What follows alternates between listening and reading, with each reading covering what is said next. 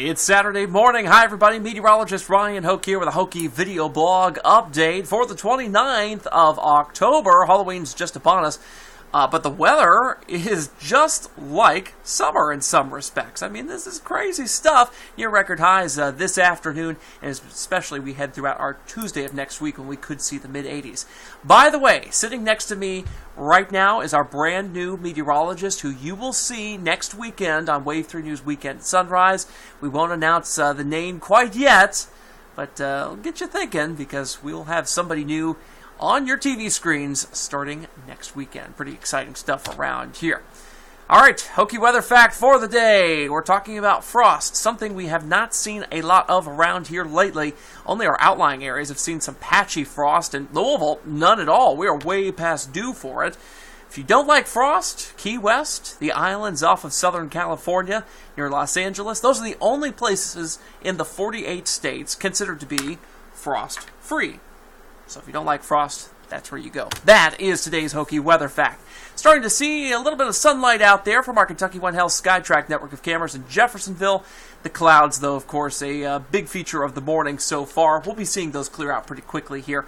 Temperatures to our south still in the 40s from E-Town down to Munfordville, along I-65, Campbellsville, same story. But we have 50s elsewhere in the region at the moment.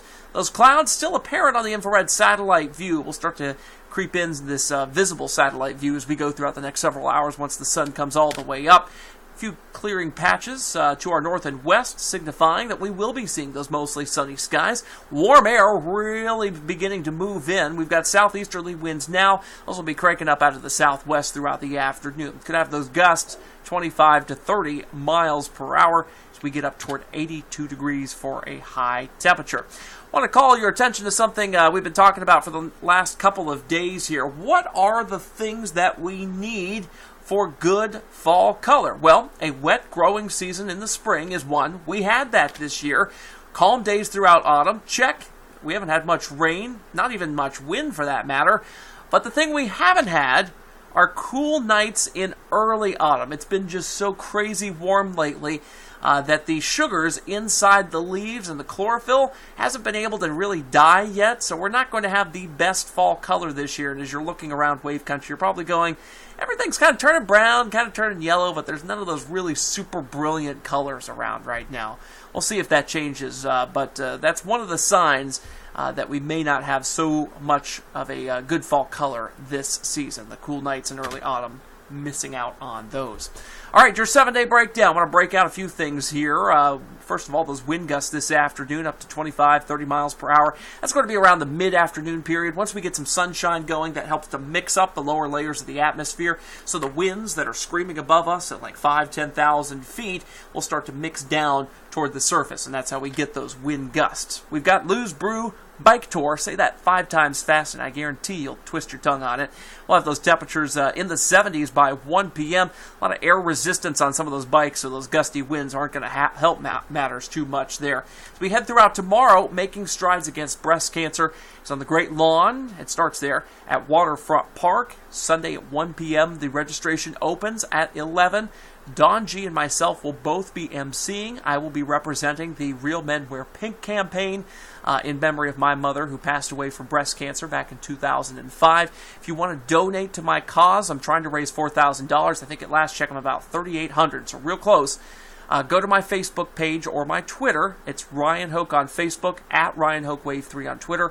The very first pinned posts on both of those pages have the link to where you can donate. It's simple, it's secure, and really, just donate just a few bucks. You don't have to give a lot of money here. Any amount is greatly appreciated, and we, of course, appreciate all the support, Wave Country, that you've given us over the past several years for making strides. Churchill Downs Fall Meet also starts tomorrow, and that lasts throughout the month of November, and it looks like those temperatures will be in the upper 70s. It's going to feel more like the spring meet than the fall meet out there as we head throughout our Sunday.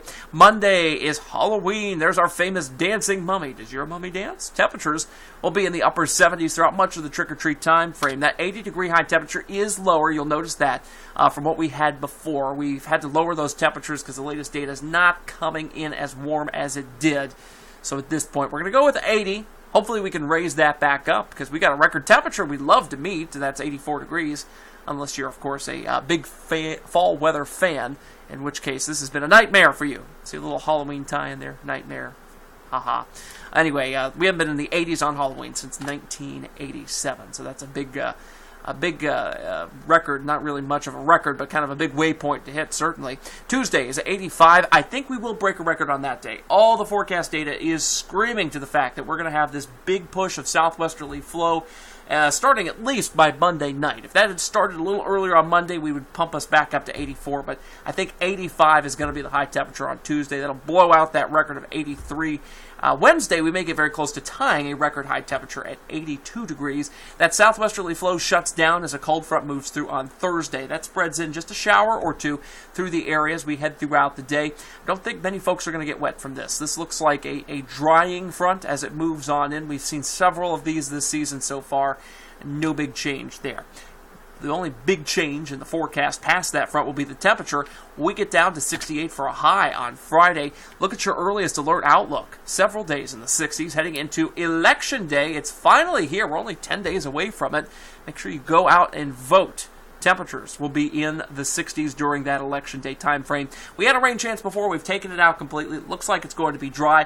That front is going to wait until probably my birthday, around the 11th here, to pass on through and get us back down into the 50s. Even though this is 2 weeks in advance and a lot can change, you know how this works, there are several signs pointing to the fact that we'll get a cold front followed by a pretty strong high pressure behind it at some point around the Veterans Day time frame.